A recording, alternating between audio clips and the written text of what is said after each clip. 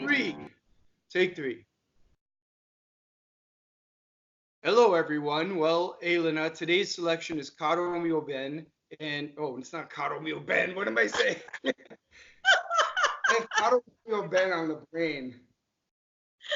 Take four. Take four. Keep it.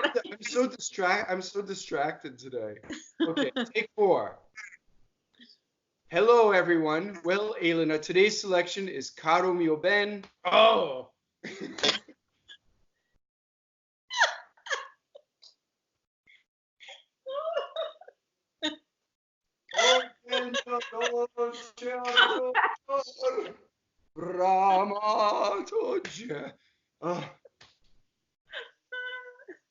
Take five. Yes, I'm crying, but it's okay. Hello, everyone. Well, Elena, today's selection is O del mio dolce ardor, and we are going to explore the differences. It's fun. Here we go. Really, take six. Hello, everyone. Well, Elena, today's selection is O del mio dolce ardor, and we are going to explore the differences between singing and speaking and many other details. So let's begin by speaking through the text. Hello, singers. I start.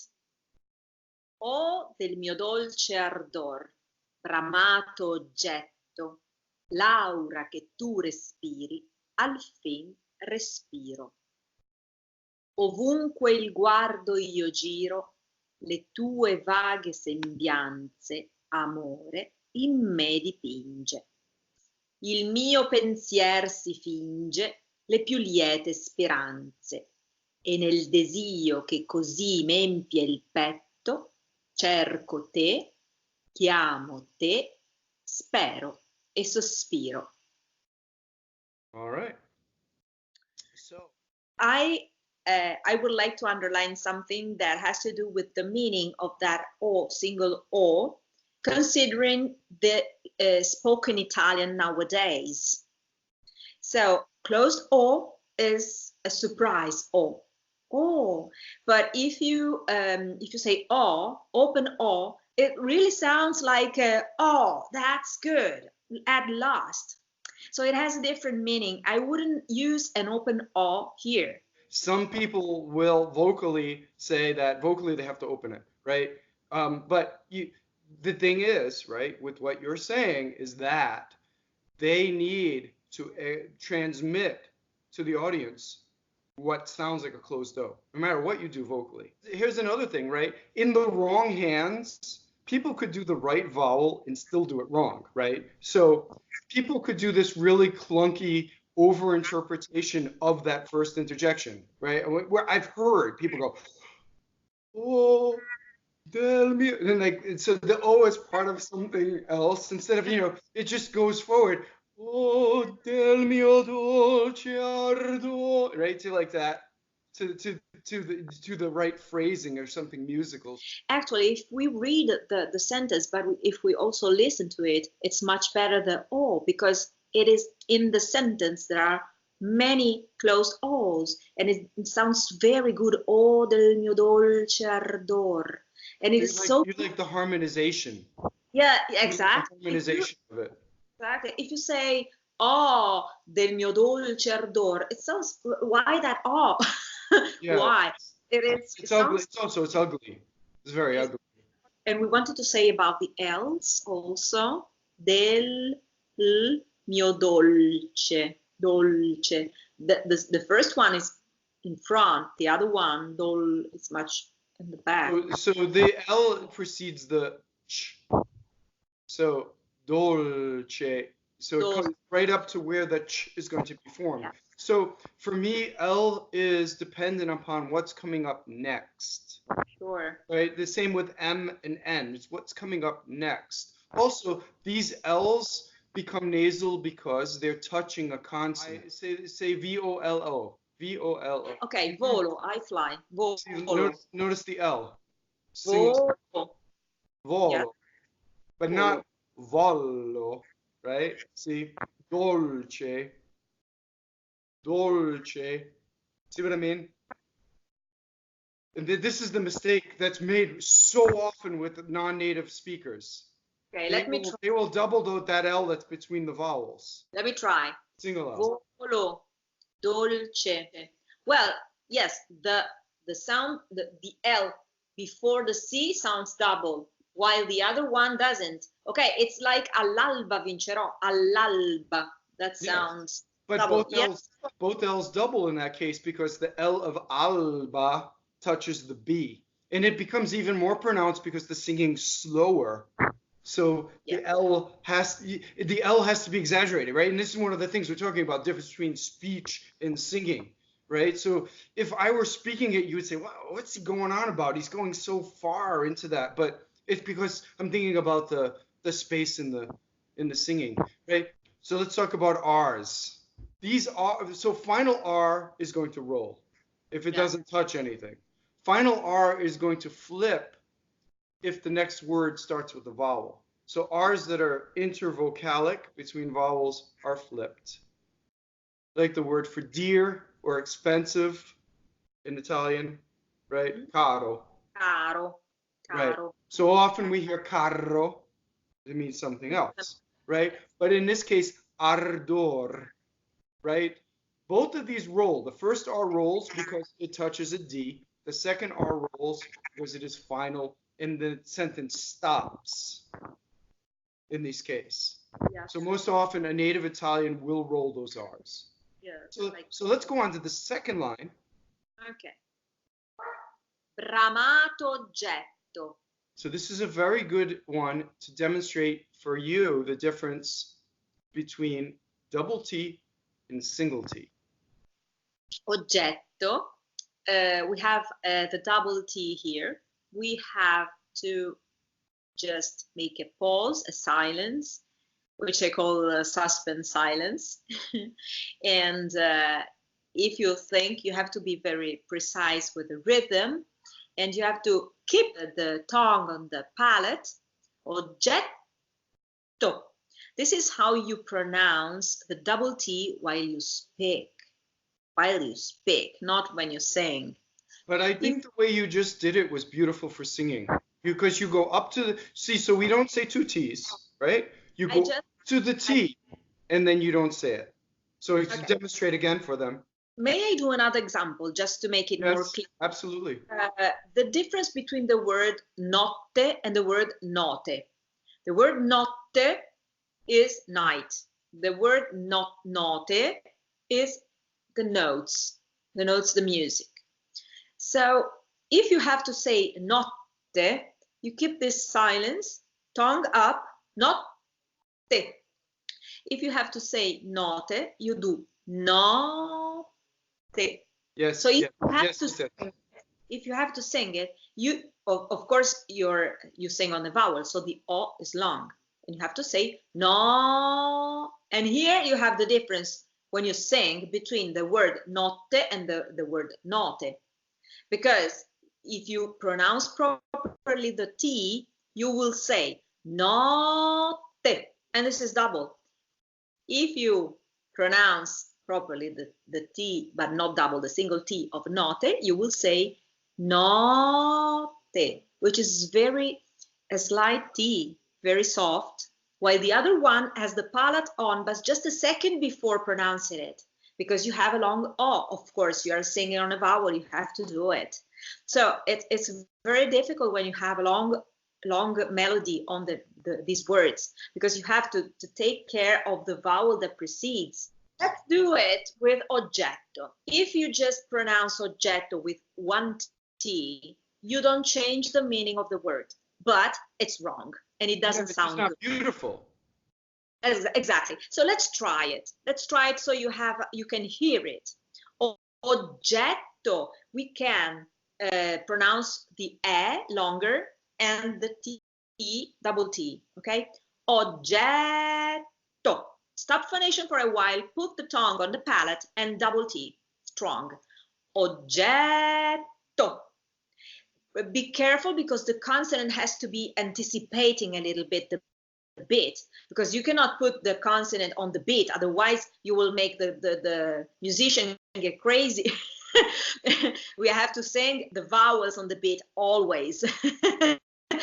This is very important. But we have to stop the phonation for a while and put a very strong T. That's the double T. Again, oggetto, oggetto. It's a very fast pause. I'm just doing it a little too long, but it is a very quick stop of the phonation. While if it is wrong, it is oggetto. Yes, wrong. You can hear it's missing the spiciness of having the oggetto, oggetto. It's one of the most beautiful things about the Italian language is like that it's very legato and very beautiful with the vowels, but then you have like a little bit of percussion with the doubles. So it gives it this beautiful balance, and that's why it's so beautiful to listen to when you're singing, right? Now the double G. Oh, there's one more point I want to make, right? You're talking about the rhythm of singers. There is so much in the Schirmer piano arrangement of this. There's so much that's off the ink that the pianist has to play, and many of the problems in performance I've seen with this has not been with the singers but with the pianists, because the pianists, they just play exactly what's written, and they don't pedal anything differently, and they don't use their ears so much. So you have to hang around with the right pianist to help, to really collaborate on this aria and make sure they have somebody who's really sensitive to the language and the push and pull of the time, of course, without going over the top. I won't get into it because I don't want to say wrong things, and it's not I'm gonna get hate mail from pianists, but that's okay. Bring it on. No, send it to Elena. Sorry? I say they can send the hate mail to you. I won't speak about that. No, the problem is that I am a bass player. So when I sing, I have to keep my ear sticking to the drum, and I have to be very precise. So it's very hard when you play and sing, when you play an instrument like bass and you sing, to be free with your voice and very precise with the rhythm. So, but I have a drummer that is always pointing at me and saying, you bring up another point, right? For singers, right? That all your music comes from the bass line. So the thing that when you get with an orchestra for the first time, it's very disconcerting because you're singing on stage and the sound is all delayed. The one thing that you can rely on hearing is the bass line. So when you're singing and people are in your octave, you don't hear them if you're together with them. You're together.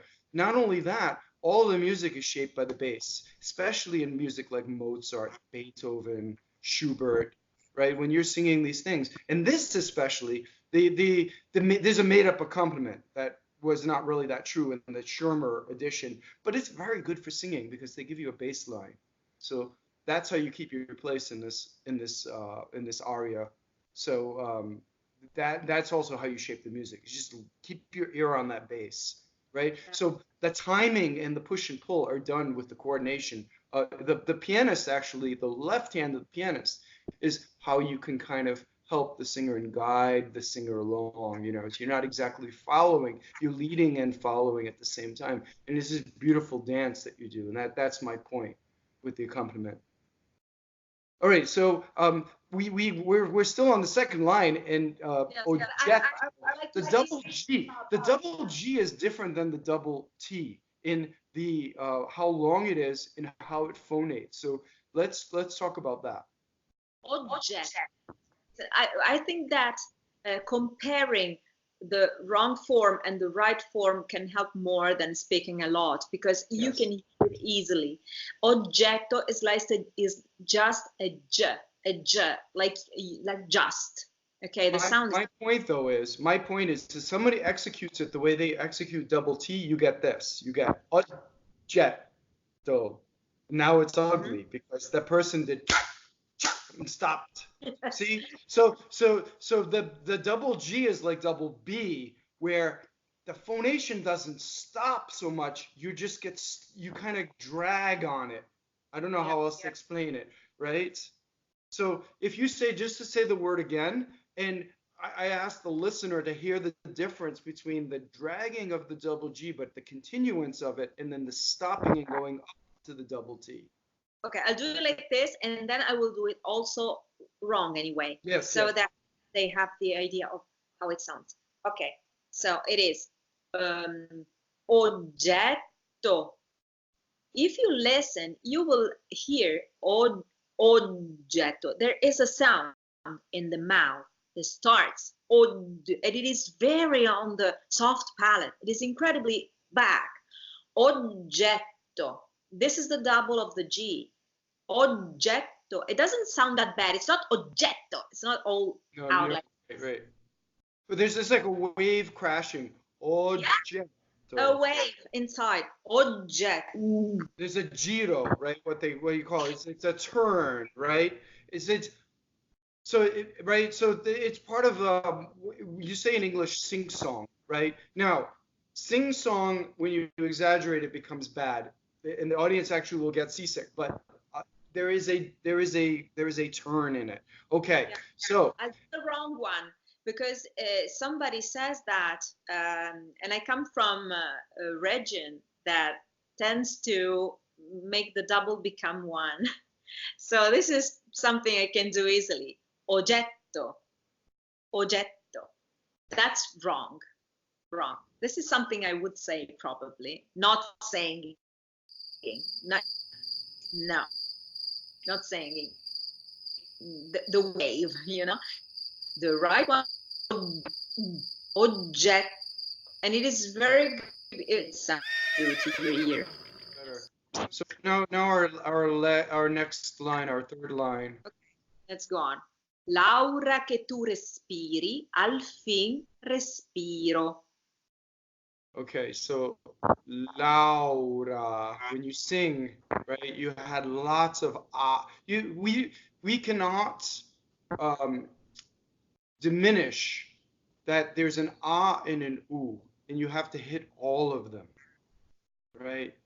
And again, it's another turn, right? And then this R is flipped between two vowels. Laura.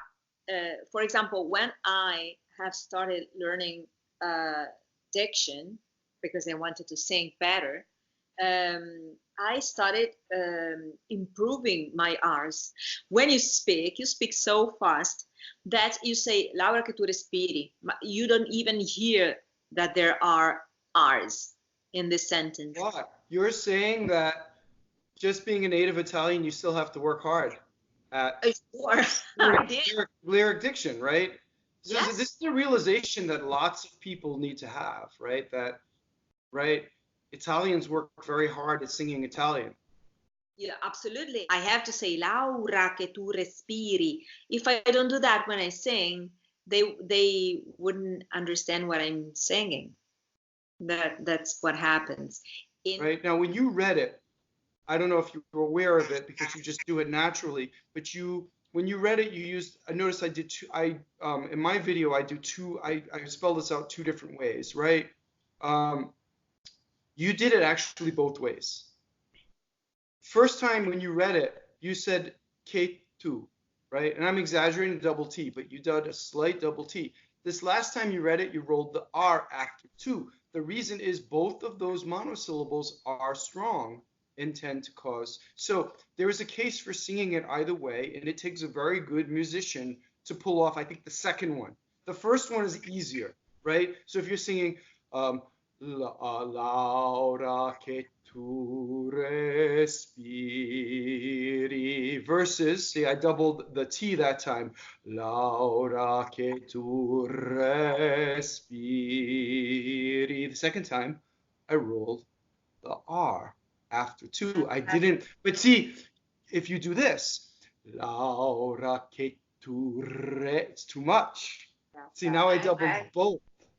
So it takes the sensibility of being being musical to pull. I don't know if I was successful or not when I did that, but a very good singer would do it way better than I just did it. No, but it's very clear what you said. I think that it depends on the taste of the singer, but also on the melody. And when I speak and I read, I don't even realize what I do. I don't know if I'm doing che tu or respiri. This is not my choice. I just read. Yes, And but so for us, we're trying to capture that. So we have to have a plan, right? Oh, yes, here's another very interesting thing. So often, if you look at Donizetti or Verdi or Bellini, when their text creates a choice of doubling, they often repeat it. And sometimes they'll even change the rests to provoke the phrasal doubling a different way the second time. I've seen this in music. So you'll see a repeated phrase. So they actually love the idea. I think they like the idea. I don't know. Maybe I'm making a straw man argument, but that they like the idea of repeating the text so that you may do the doubling a different way the second time. Or who knows, maybe they did not double in 1845. I think in this precise case that the melody leads the choice of the phrasing doubling, because in my opinion, that's just my opinion, but the double T is better than the double R. It sounds much better, but because of the melody. I would go for the double T. So there's a repetition, so you could try the R. And, it's a challenge. Can you do this and be musical, and will it be valid, right? It's just very, I find this very interesting, and to hear people do it differently. And then there are some singers, for instance, the baritone Tito Gobbi used almost no phrasal doublings, and it's still the most beautiful Italian, right? And then there are singers like Delmonico and Tebaldi who use lots, and it's equally as valid. So let's go on. This yes, but this phrasal doubling are really something that, to me, they are absolutely hard to control, because if I think of them, I really do them too much. So I just don't think. Absolutely. I think that I don't want to do them because I don't like it. So if it comes out, it's just something very slight. But if it does, I don't want to do it because I don't like it. When I hear people doubling, I don't like it. But sometimes you have to. I mean, and then I do it all the time. If you ever listen to what I do, you will hear me doubling all the time. But I am a rock singer, so I have to be tough. I have to do. It's different. Here's the thing, right? For us, it's even more dangerous because it's an affectation. Because we're trying to affect. Yes. We're trying to affect what a natural speaker does without thinking, right? So think about how dangerous it is to all of a sudden sound very, very affected, right? As a result of affecting a thing that's a natural phenomenon in language, right? It's even harder to assimilate that for a non-native speaker. So now we have al fin respiro, the next line. Yeah. Al fin respiro. So you're rolling the R because it touches the N, and then the second R is flipped because it's surrounded by vowels. Yes. And let's go on. I will say something about this respiro. Tebaldi pronounces this final O quite open. That I noticed that all the singers I have heard, they tend to open the final vowels, open E, open O. And this is something that happens actually often. If you listen to some natives, very important singers, and you notice that they opened the last vowels, this is something that used to happen, especially in the past, and it sounds beautiful, but it's not so nice now, I think. It is better to say. Here's the thing, right? Here's the thing about that. In Colorni, right? Yes.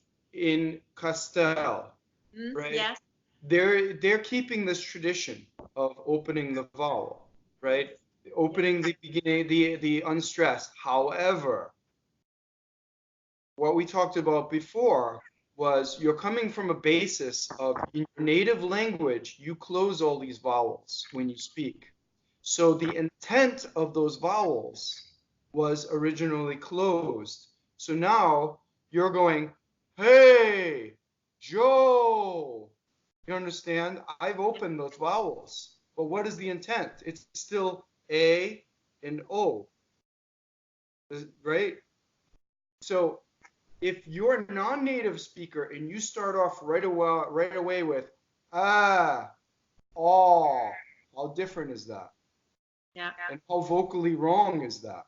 Yes. Okay, let's go on. Ultimo respiro. Ovunque il guardo io giro. So there's lots of, speaking of giro, right? It's like the waves are going as you go around, right? So this is lots of vowels in this one, in this line, right? Ovunque il wow io. Right. And you know, for the viewer to see how much flesh is involved in that difference from hi, I'm Bob, I'm an American, and I speak here. Ovunque. There's also an N. Yes. So Back. yes. So you're going to say que, and it's at the point of the que, right? Yeah. Middle of, it's done. That end is done with the middle of the tongue. That you call N, a nasalization. that N is also very useful for singing. That N is very helpful. Okay. Yeah, to get yourselves into the mask. Right? Yes. Yes. Exactly. For the head resonance. Yes. Okay. Shall we go on? Yes.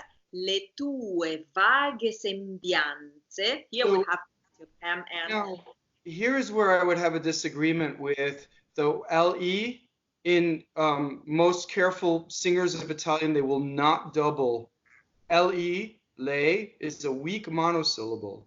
So Colorni would have disagreed with you that there would be no double T after lei. With me? Yes, weak. It's a weak monosyllable. So because I did a double phrasing. Yes, you did phrasing. That's okay. That's okay. All right, I'm just pointing out where so if you look in Colorni's book, about 5 pages from the end, she lists the weak monosyllables.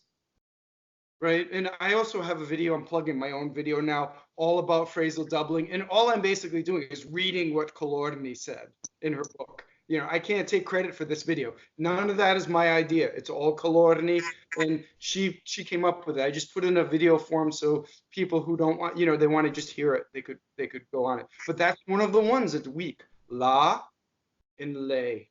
They're two weak definite articles. So let's go on. So it's the word sembianze. Sembianze. So you have 2 nasalizations, right? The M and the N. Yes, sembianze. And it's not sembianze. We call those shadow vowels in English, right? That's just like somebody lazily releasing the tongue. Yes. You hear this a lot. It's very funny because the stereotypical Southern Italian American accent is that, with lots of shadow vowels. So they have somebody speaking English. We hear this all the time on TV and radio, of somebody saying like, "Shut up, you face." Right? Okay, got it. So that's what people think of. And you hear lots of singers singing that, right? Okay. Amore in me dipinge. Okay, so you had your first assimilation. I-N-M-E becomes a nasalization of the M. So there's no in me at this point. It's too clunky, right? You could. Some people can sing it. Can say in me, right? But when you go, the faster you go, it just becomes M. So if you demonstrate again. In me. See? Or in me. Yeah. And it's beautiful either way because it's legato. The other way is just too complicated and it stops. Yeah, it slows down. But the most important thing to underline now because we know it, but we have to say it. This sorry, imme. When I say it double M, I'm not saying imme with the vibration. Yes. I'm saying nasalized. Is that right? Nasalized. Imme. Yeah, that's quite beautiful and quite precise because it's often misunderstood, right? So somebody who can't remember very well then will go sing for a conductor and go imme and hang on, and they say, who told you to do that? And they say, well, my coach did. Well, no, your coach didn't tell you to do that. It's just an exaggeration of it. Yes, exactly. Right? All my life I heard amor. Double M, double R, and the Neapolitan. Amore. Wrong. Yes. Wrong. Amore. Yes. Closed O, single M, single R. Yes. And closed O. Amore. Yes. Okay, let's go on. Yes. Ale, I would say il mio pensier, but it is il mio pensier si finge. Oh, so you would close the after the semivowel. Sorry? You'd close the E after the semivowel. Semivowel. Yes, when I say pensiero. Right? Yeah. Well, see, here's the thing, right? In Zed that talks about this, like they trying to find the formulas, and he quotes Colorni at one point, right? Colorni had the formulas of most semivowels.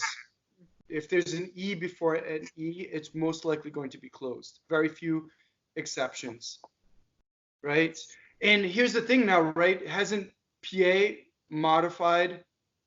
It's Pie in Colorni. But now I think if you look in the DOP, for foot, it's Pie. Yes. Right? But in old Italian, it was Piet. Sometimes, because, well, when you learn a lot about diction, modern diction, old diction, and you really have a lot of confusion, then, well, I think the way I speak, so I just pronounce it the way I do. But I always have to check, and I am a native speaker, but it's really difficult. This is a very difficult subject for us too, because we all stick to our own accent so much that it is very difficult unless you are really born in certain people born in Tuscany. They still speak very well. They know these roots, even if they don't know them. They just speak right, but it's really hard. Here, you brought up a very important point. No matter how much you think you know, double check 4 or 5 different sources, and then it's very interesting because you'll see, well, they agree, they don't agree, right? And then you come to a conclusion. But in the end, right, quello che non è naturale non è bene, right? The thing that sounds the most natural will be the thing that is the most musical. Yes. And then here again, le più liete speranze. Right. The word liete also closes in certain places, no? In certain regions, right? Yeah. Right. I remember having arguments with Italians over that, right? Before in New York, when I was in New York. But every single argument from authority has it open. Almost every dictionary, like Zingarelli, right? So, and very few, you hear very few modern people saying it open. Well, it depends where they are from. Yeah. Yeah, I've heard it. To me, it sounds bad because I'm not used to say it. I'm really having a hard time saying it, liete. I just open it too much because it's not mine. I would say liete, and this is the way I like it because it sounds to me, but it's not right. The bigger crime you would hear would be people see, as soon as people open that E, right, the A, as soon as that A becomes open, people are prone to doubling the T who are non-Italian. So they'll say liete immediately. Yeah. That's the thing you have to guard against more. right? Yes. Is not doubling the T. And più, when you say più, it's a strong monosyllable, so you have a slight double L, right? All right, let's go on. Ok, e nel desio che così m'empie il petto. Okay. So we have to be very careful with the word petto.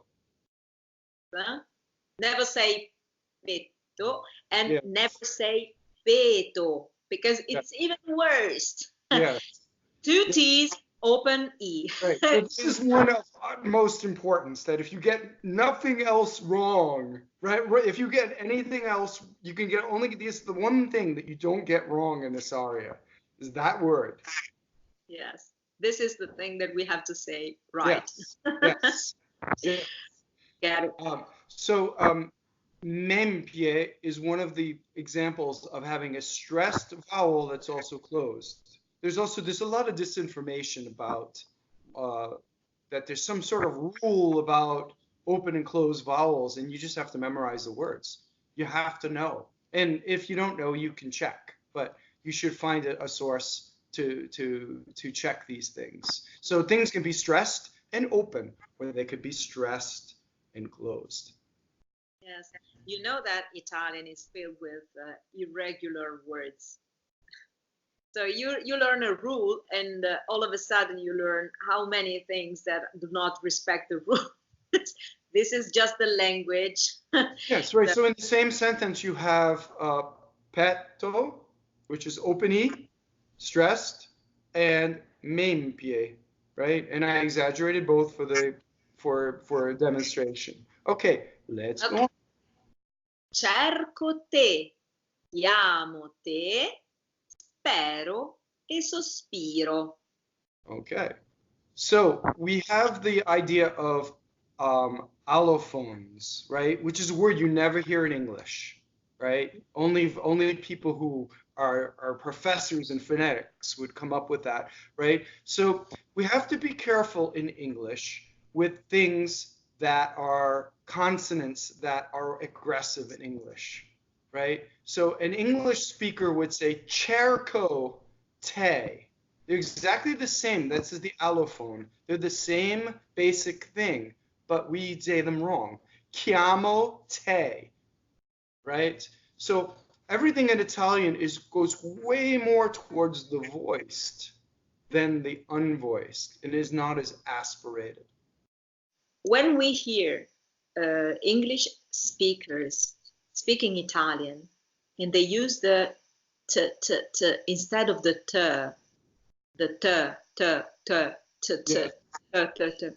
we perceive it as a C. C changes the meaning of the vowel, of the word. Yes. So be careful. Right. So that, I had one time I came up with a list of, the ones, the open and closed vowels that you need to pay attention to, because on the other side, so I had, 2 columns of words. And if you say it this way, it's a real word. And if you say it the other way, it's a bad word that you want to avoid. That's going to embarrass you in public. Yeah. If someone speaks Italian, right? So those are the things those are the first things you want to avoid. So, spero e sospiro. So double S is very ugly in the theater. There's lots of S in this, right? It's very, very this is probably the most difficult line to sing. So you have to have the right distribution of vowel, but still be intelligible enough. If you say this sentence like this, spero e sospiro, it sounds like a cartoon. It's really... Don't do it. Elongate the vowels, right? So we've made it to the end of another video. Don't forget to like, subscribe, and share. Right now, the YouTube algorithm is only benefiting the big corporate channels. So small creators such as Elena and myself, we will appreciate it if you share. It helps us with the algorithm. Don't forget to subscribe to Elena's channel if you haven't already. It's Elena Villa, the Elena Villa, the channel, right? On YouTube, you may find her. And also elenavilla.com. Italia, IT. Yes. Thank you all for now, and we'll see you in the next video. Thank you, everybody. Buon canto a tutti. Bye bye.